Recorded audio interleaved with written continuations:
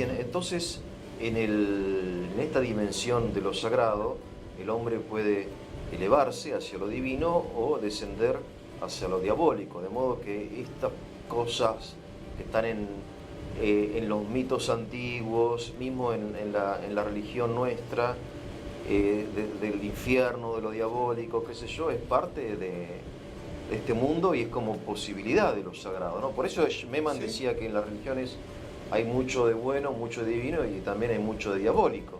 Es que ¿Qué sé yo? ahí es donde hay que comprender la ambigüedad de algunas La ambigüedad, símbolos. claro, exactamente. Es decir, el símbolo justamente puede entrañar La magia, una ambigüedad. Claro. Es decir, la herramienta que puede estar diseñada para hacer el bien, como un cuchillo, está pensada para hacer bien. Puede salvar una vida, pero puede perderla. Entonces, es importante en este caso ver que el pensamiento sobre lo religioso surge de una experiencia humana. Es decir, mucho antes de que se pueda explicar como un principio teológico sobre qué es lo diabólico, o de dónde surge o por qué existe, existe una experiencia humana de lo diabólico. ¿Y cuál es? El contacto con fuerzas que, lejos de religar, hacen todo lo contrario, dividen. Por eso tenemos la palabra diabolos, en griego, que es aquel que divide. Diabolos significa el que divide. Y la palabra satán, que viene del hebreo satán, que significa el que se opone.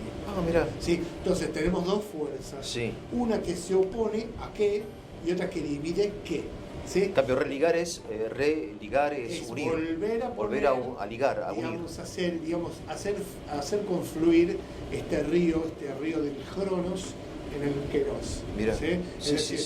Volver a resumir. En cambio, si nosotros nos ponemos, a ver, si no hubiera esta religación, nuestra vida es la exposición a los elementos, el desgaste y el estrellarse contra la muerte, la enfermedad, el despojo. Y si no hay entonces un principio en que sumarse, entonces no hay moral. Ahora, tengo una pregunta. Lo diabólico es como un comercio, porque yo muchas veces veo la magia, ¿no? La magia negra. Entonces, o el mito de Fausto, ¿no? De que uno vende su alma para recibir no sé qué, ¿viste? Es como un comercio. Esto surge de una experiencia. Es muy antiguo esto, claro. Es muy actual. Es decir, y muy actual también. Hoy día es una casualidad cuando hay toda una aparatología cultural para excluir a Dios, a sus preceptos y a aparatología cultural. Bien dicho. Es decir, es algo estructural. Estructural. Hoy día se usa mucho la palabra conspiración, pero la palabra conspiración a veces, desde muchos puntos de vista, es defectuosa. Pero cuando, desde el punto de vista del pensamiento, cuando distintos elementos funcionan dentro de una lógica, es decir, dentro de lo que llamo un circuito, podemos hablar de un aparato. Bien. Entonces, puede ser que estén de acuerdo o no, sería dicho en términos evangélicos que tienen el mismo espíritu. Interesante, claro. La comprensión cristiana sería que poseen el mismo espíritu. Podemos hablar de un punto de vista fenomenológico, que la observación de distintos elementos heterogéneos que forman un sistema cerrado es un aparato. Entonces, hoy asistimos a la experiencia de una aparatología social, filosófica, económica, independientemente si es causada por uno o por muchos, digamos así, una realidad demoníaca en su sentido clásico. Ahora, excluyen a Dios, pero también excluyen al demonio, porque el demonio hoy, ¿quién cree en eso? Más allá de la cantidad de películas de exorcismo y todas esas cosas. Que ahí es donde está un poquitito, me parece que a veces el desenfoque de nuestra época. No se trata de palabras, se trata de los hechos. Es decir, de vuelta, la fe consiste en hechos que a lo sumo pueden llevar a una reflexión. Pero parten de un hecho por el cual uno se objetiva dentro de un marco dado por una revelación, por un rito, por algo que he de aprender, que he de iniciarme, ¿sí? Que he de ascender para poder ser parte de eso que es objetivo. Independientemente de que yo crea o no, en la religión lo objetivo es lo dado. Es la subjetividad la que dice voy, no voy, lo hago, no lo hago por esta razón, claro, lo hago por aquella. Sí, sí. Pero si no hay una experiencia de eso, no hay una experiencia de fe. ¿Sí? Digamos, la fe se expresa por una materialidad.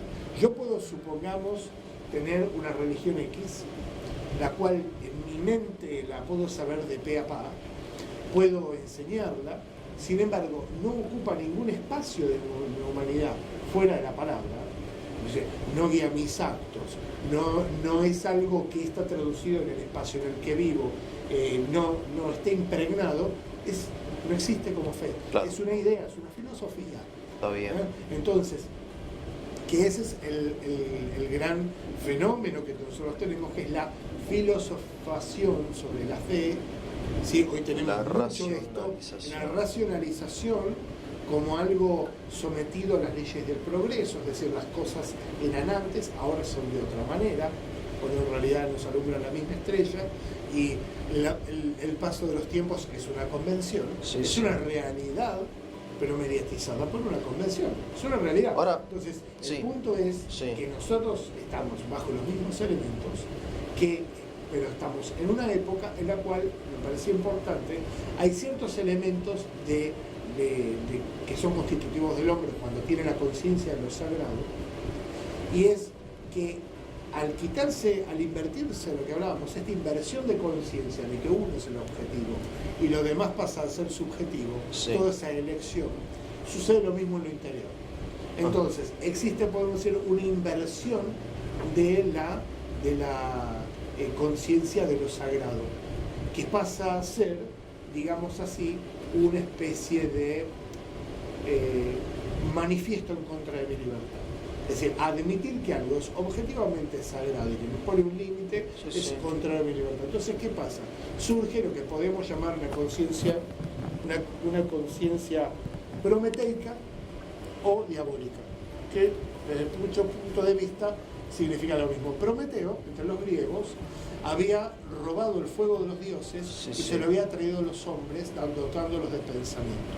Prometeo, violando las leyes divinas, es condenado a estar para siempre atado sobre una roca en la cual había, no me acuerdo cómo se llamaba, lo picoteaban ahí, que le comía el hígado, claro, el cual le volvía a crecer para ser comido otra vez. ¿Sí? Esto daba, digamos, así el punto de vista de que Prometeo era el bueno, de que los hombres le debían la gracia a Prometeo y que los dioses eran malos. Claro. ¿Sí? Eso es una conciencia prometeica.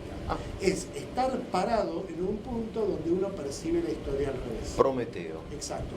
La conciencia diabólica, ¿cómo surge? No te serviré, non serviam, como dice la tradición latina de la Iglesia, no te serviré es la oposición de vuelta de un individuo que se establece como división de las cosas creadas. Se establece como centro.